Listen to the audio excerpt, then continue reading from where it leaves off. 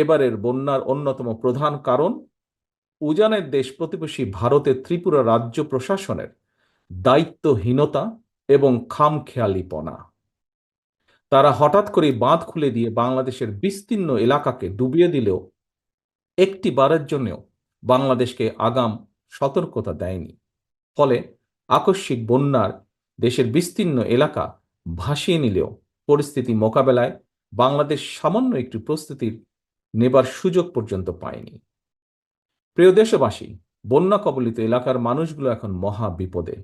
সহায় সম্বল হারিয়ে লাখো লাখো মানুষ এখন নিদারুণ অসহায়।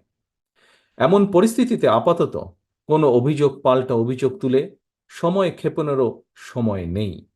বিএনপি বিশ্বাস করে বন্যা কবলিত এলাকার মানুষের জীবন ও সম্পদ রক্ষা করাই এই মুহূর্তের প্রধান অগ্রাধিকার।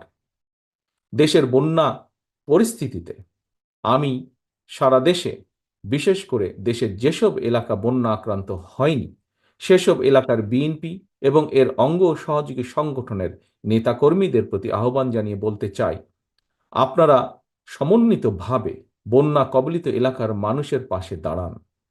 বন্যা কবলিত এলাকার মানুষের প্রতি সহায়তার হাত বাড়িয়ে দিন। বন্যা কবলিত অঞ্চলে খাদ্য, বস্ত্র, চিকিৎসা এবং ওষুধের সহায়তা দিন, ব্যবস্থা করুন।